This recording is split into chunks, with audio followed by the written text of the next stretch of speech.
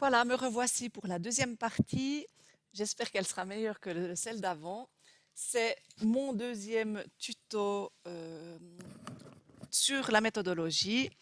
Donc, pour faire le lien avec le tuto précédent, on a vraiment parlé de ces deux étapes avant d'entrer dans le vif du sujet, de la modification de l'espace et de la ritualisation et de l'organisation de la classe. Donc, pour mettre en place cette classe flexible, puisque du moment où on n'est plus en frontal et qu'on organise notre classe différemment, notre classe devient flexible, nous allons entrer dans cette première notion qui est le définir. Donc, quelles sont les notions qu'on va travailler et comment. On va regarder en tant qu'enseignant, quand on prépare nos ateliers, si on veut travailler l'introduction d'une notion ou si on veut faire un entraînement ou un drill, si on veut mettre en place un atelier de recherche ou de découverte, etc. Et là, vraiment, on insiste avec Thierry sur notre posture d'enseignant qui est primordiale parce que quand on pense à l'organisation de nos ateliers, on doit vraiment se dire qu'on n'est qu'une seule personne et qu'on ne peut pas se permettre de gérer tous les ateliers qui sont mis en place en parallèle. Donc c'est pour ça quand on vous dit de parler, de définir vos ateliers, c'est primordial de savoir que vous êtes une seule personne et que vous n'allez pas pouvoir courir d'un atelier à l'autre.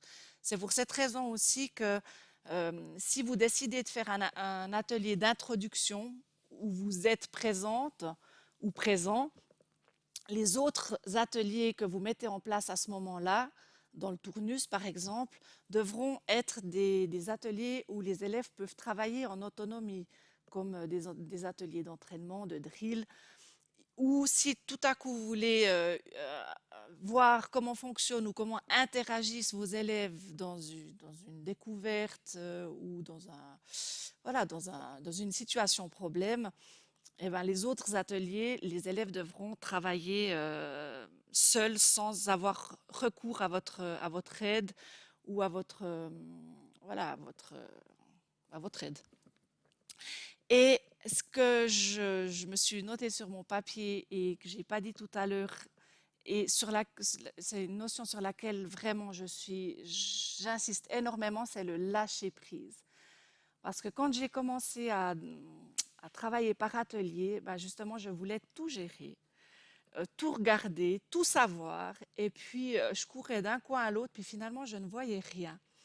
Et petit à petit, j'ai appris que si on voulait pouvoir observer nos élèves dans une situation précise ou simplement interagir avec un groupe sur une nouvelle notion ou une introduction de notion, on devait absolument lâcher prise et faire confiance à nos élèves, aux autres élèves, d'où l'importance du cadre et du respect des règles, petite parenthèse, et que ce lâcher prise est salutaire et indispensable. Et ce n'est pas parce que vous êtes axé sur un atelier que vous avez, voilà, que vous ne faites pas votre travail correctement. Parce que les élèves apprennent à travailler en autonomie, ils apprennent aussi à s'entraider, à collaborer. Et ça, c'est vraiment des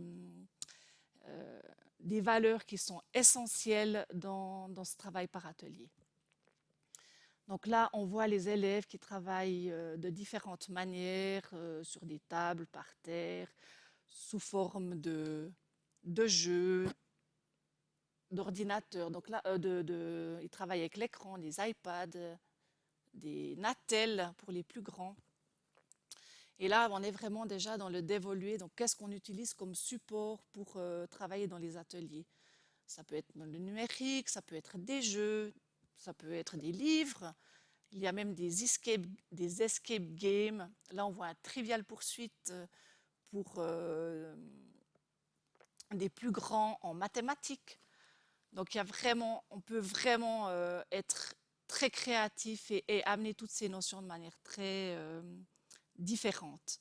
Ce qu'il faut aussi euh, avoir en tête, c'est comment on forme nos groupes. Est-ce qu'on va faire des groupes homogènes?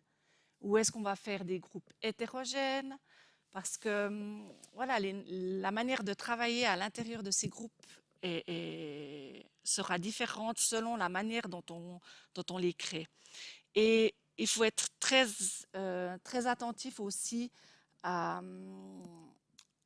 quand on forme nos groupes, si on fait des groupes hétérogènes, d'avoir peut-être certains ateliers où on différencie euh, la notion qu'on veut travailler ou qu'on veut entraîner. Et là, je pense très particulièrement au cycle 1, mais je pense que c'est aussi le cas pour le cycle 2 et 3, où on va mettre différents niveaux de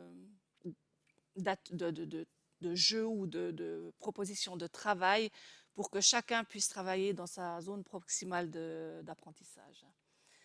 Et si on travaille, si on a ces différents éléments en tête, cela fonctionnera. Et quand on fait des groupes hétérogènes, on doit toujours avoir en tête que les élèves entre eux, quand ils interagissent et qu'ils s'entraident, ou qu'ils expliquent, que ceux qui ont plus de facilité expliquent aux autres, on arrive vraiment à avoir enfin, les enfants qui ont plus de difficultés arrivent vraiment à intégrer des notions des fois bien mieux que si nous, on intervient. Donc là, on voit vraiment aussi encore les plus grands qui travaillent même dans des cahiers. Hein. Un atelier, ça peut aussi être une recherche individuelle et partagée après coup. Et sur l'image de gauche, un jeu qui est fait aussi par un enfant, par un élève du cycle 3 individuellement. Voilà, j'espère que j'ai été claire pour cette deuxième partie de la méthodologie. Et on se réjouit avec Thierry de vous retrouver en live par la prochaine visioconférence le 21 janvier, puisque la date est fixée maintenant. Donc, on vous souhaite bonne écoute et bonne visualisation de ces tutos et on se réjouit de vous rencontrer de manière un peu plus interactive tout prochainement. Et belle fête de Noël!